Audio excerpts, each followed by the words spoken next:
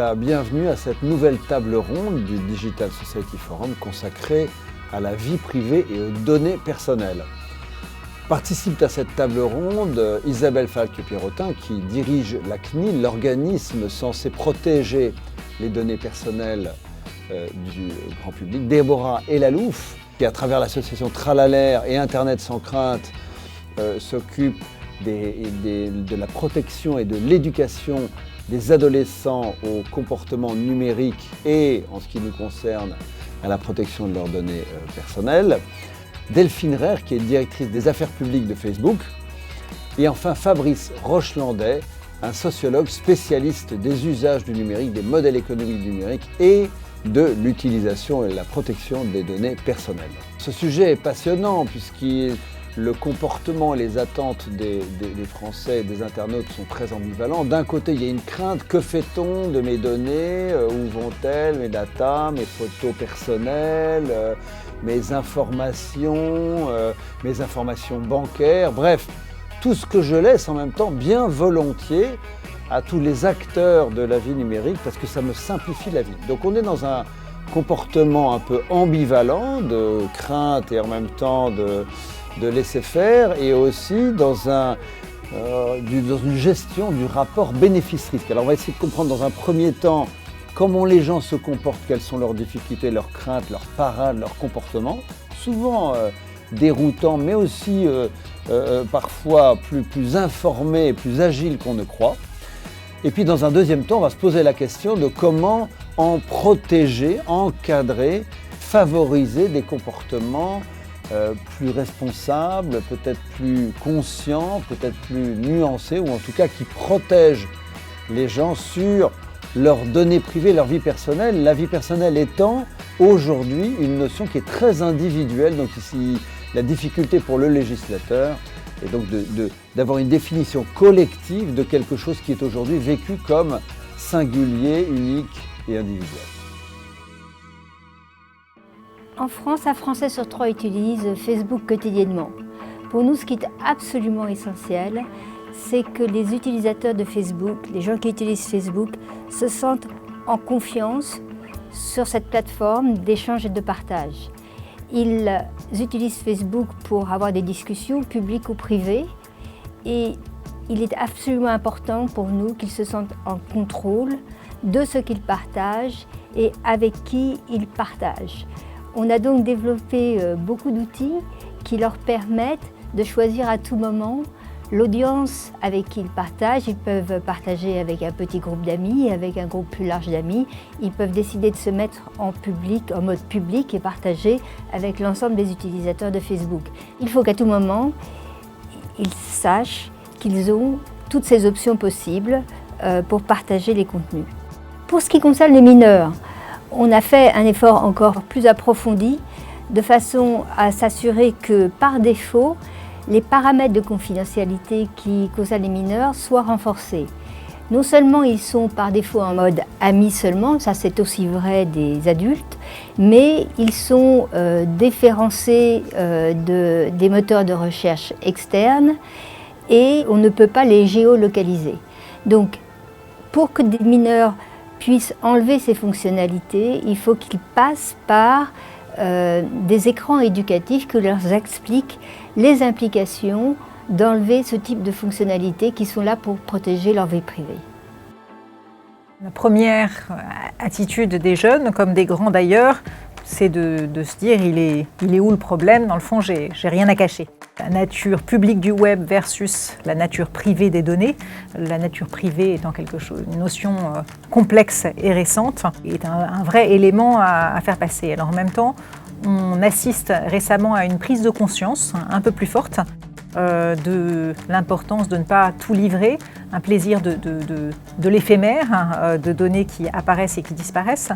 Mais en même temps, la première question, c'est pourquoi ils se montrent et qu'est-ce qui, dans leur comportement, suscite des questions sur leur vie privée. L'adolescence, c'est un âge où on se montre, c'est un âge où on s'expose, où on prend des risques, où on provoque. Et donc le temps des réseaux sociaux n'est pas adapté à la psychologie des adolescents. À la fois le fait de gérer, de tester plusieurs identités, et de l'autre côté, la complexité de gérer ces différentes identités, de paramétrer ces profils. Donc d'un côté, des jeunes qui s'exposent, de l'autre, à 13 ans, on ne sait pas toujours paramétrer son profil ni gérer complètement la technologie, et enfin des industriels qui utilisent les données et qui n'ont pas tendance à toujours tout rendre le plus simple possible. L'un des enjeux et l'une des questions, c'est comment est-ce qu'on donne aux jeunes à percevoir et à comprendre ce que c'est que la donnée et le flux des données. Deux types d'actions pour accompagner les jeunes.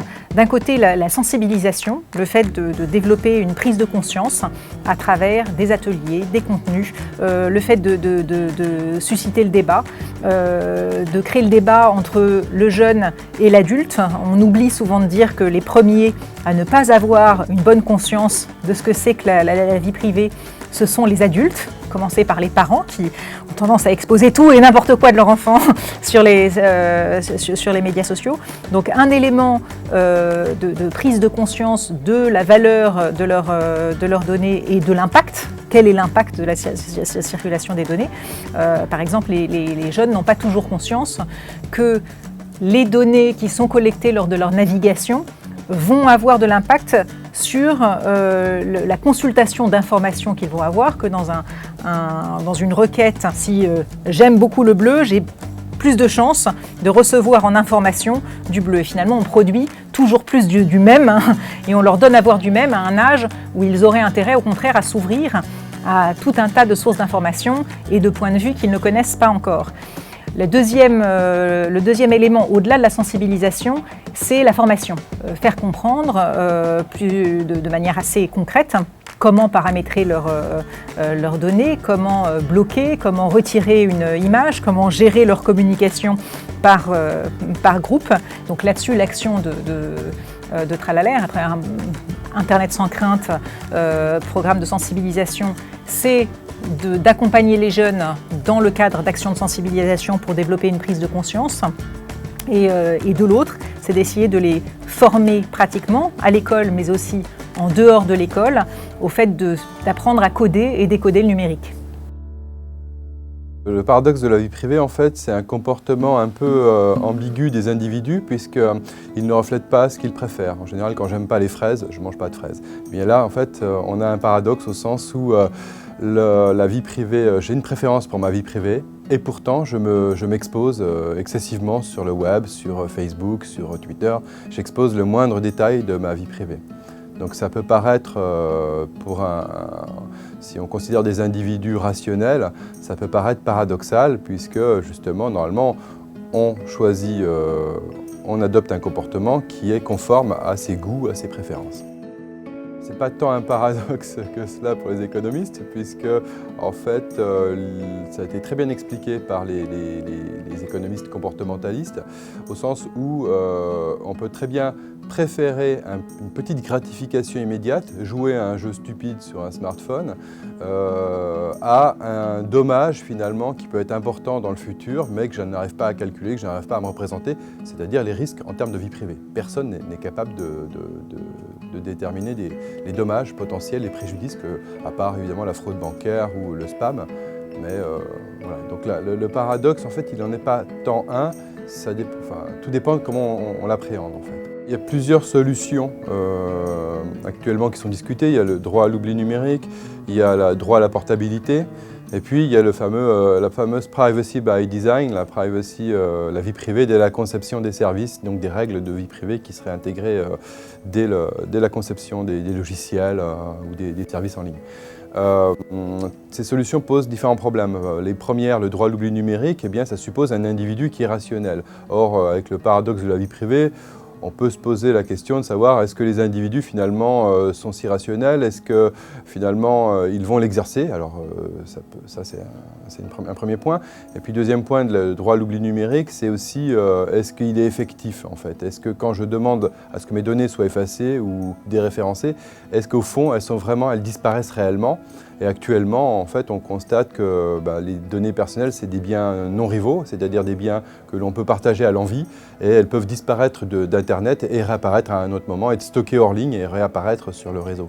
Donc ce n'est pas des solutions qui sont à mon avis, très efficaces d'un point de vue économique.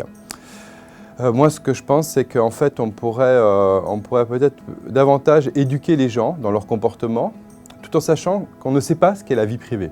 Donc à partir de là, peut-être amener les gens à adopter des comportements plus, disons, avec moins de casse au niveau des préjudices qu'ils pourraient subir. Et les éduquer, eh bien, ça serait plutôt une privacy by using que l'on défend avec mes collègues économistes. C'est-à-dire une privacy by using, c'est-à-dire un accompagnement de l'individu dans ses usages, dans cette discussion en ligne, dans l'usage des différents services qu'il utilise.